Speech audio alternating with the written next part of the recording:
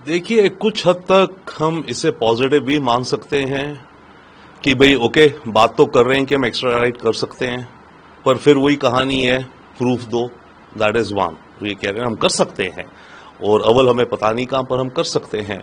तो कुछ हद तक भारत का प्रेशर मेरे ख्याल से है, जिसके चलते वो फिर से जिक्र करने को मजबूर हो गए। That is one.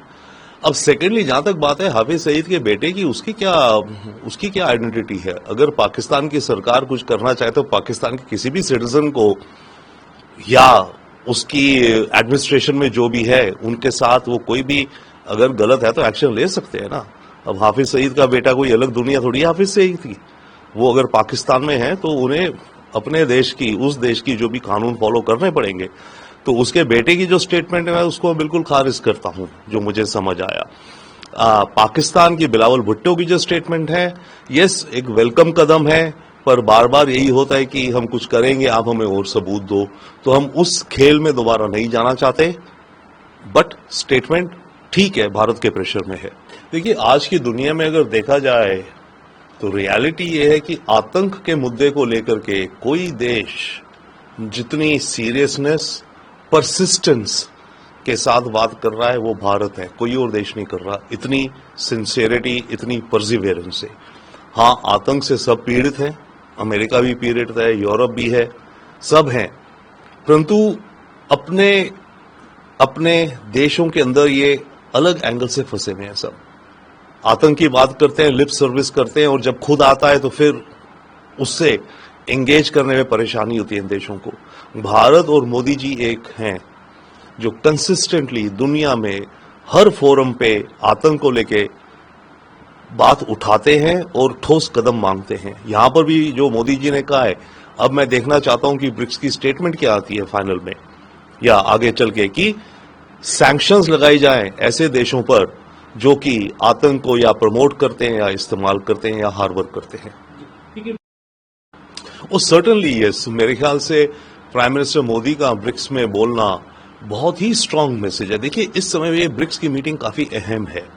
Her meeting अहम होती है, बट इस समय जब अमेरिका के नए राष्ट्रपति आए हैं, ट्रंप, और पूरी दुनिया का वो ताना बाना बदल रहा है, राइट, ऐसे में ब्रिक्स पर सबकी नजर है, ट्रंप की भी नजर है। ओके, ऐसे में भारत की जो भी स्टांस है, प्राइम मिनिस्टर मोदी ने जो दी है, आई थिंक इसको बहुत केयरफुली सुना और समझा जाएगा। देखिए, चाइना तो बुद्धिज्म को हड़पना चाहता है। बुद्धिज्म भारत से निकला है, पूरी दुनिया में फैला है। हाँ, आज भारत में कम प्रभाव है इसका, परंतु जन्मभूमि तो हम है। चाइना का प्रयास है कि धीरे धीरे तिब्बत बुद्धिज्म 50 साल में, 100 साल में दुनिया ये जाने की असली बुद्धिज्म यही है और चाइना के कंट्रोल में है। तो चाइना अव्वल वो है। सेकेंडली, दलाई लामा का सक्सेसर कौन होगा, इसमें मेरे विचार से दोनों पहलू चलेंगे। चाइना अपने हिसाब से कम्युनिस्ट पार्टी की निरीक्षण में नए दलाई लामा का चयन, सिलेक्शन करेगा तिब्बत में, या चाइना से भी कोई हो सकता है। ओके, और यहां जो दलाई लामा का ट्रस्ट है वो अपना अलग प्रोसेस चलाएगा। तो आने वाले वक्त में मुझे लगता है कि दोनों प्रोसेस चलेंगे। चाइना भी अपनी सिलेक्शन करेगा और यहां से दलाई लामा का जो ट्रस्ट है वो भी अपनी सिलेक्शन करेगा। परंतु धीरे धीरे चाइना तिब्बतन बुद्धिज्म को डोमिनेट करता जा रहा है। देखिए, सबसे पहले तो मैं इसे देखता हूं कि एक प्रोफेशनल आर्मी ने अपने भाई को बेट्रे कर दिया, क्योंकि आई थिंक आर्मी में सोल्जर्स का सबसे पहला तो ये कोड होता है कि अपना कोई भी अगर शहीद हो उसको वापस लाना, और उसके बाद उस बात को मानना भी नहीं। तो पाकिस्तान आर्मी ने एक तरह से अपने ही सोल्जर, अपने ही ब्रदर को बेट्रे किया, वन। सेकेंडली, इतने समय तक नहीं माना पर अब मान रहे हैं। तो पाकिस्तान का एक और हम रवैया देखते हैं, बहुत बार वो चीज को मना करता रहता है, फिर आगे आगे कुछ समय बाद बोलता है हाँ, अभी आतंक के मुद्दे में ही जैसे भी बात हो रही है फिर से कि हाफिज सईद, मसूद अजहर इत्यादि। तो पाकिस्तान जो कहता है और फिर जो करता है और फिर दोबारा जो कहता है, उस पर विश्वास अब कम रह गया है। देखिए, इस समय दुनिया में एक नया वर्ल्ड मैट्रिक्स, नया वर्ल्ड ऑर्डर बन रहा है। ट्रंप और अमेरिका ये नहीं चाहते कि जो नया वर्ल्ड ऑर्डर बने इसमें देश अमेरिका के इन्फ्लुएंस से बाहर हो जाएं। अमेरिका ये चाहता है कि ये जो सोलर सिस्टम है उसका सूरज हमेशा अमेरिका रहे, सारे देश उसके आसपास घूमते रहे। अब ऐसे में ब्रिक्स अभी जो है धीरे धीरे फिलहाल एक सीरियस ऑर्गेनाइजेशन बनता जा रहा है, ग्रुपिंग।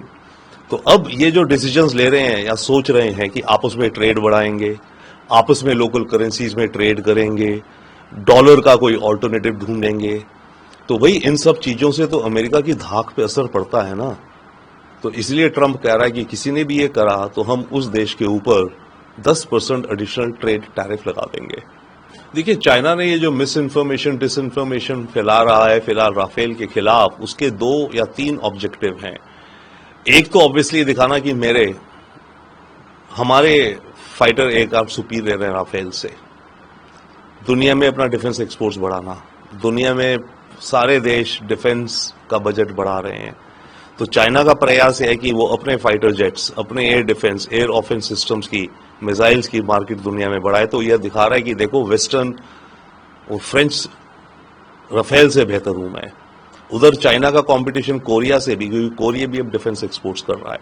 तो एक तो है डिफेंस एक्सपोर्ट्स को लेकर के, और दूसरा ओवरऑल ये दिखाना कि भाई हाँ, हम ज्यादा शक्तिशाली हैं, हमने जो बनाया वो ज्यादा सुपीरियर है, और फ्यूचर में भी अगर भारत और चाइना या पाकिस्तान का आमना सामना हुआ तो ये दर्शाना साइकोलॉजिकली कि हम भारत के राफेल्स को डोमिनेट कर लेंगे फ्यूचर में भी।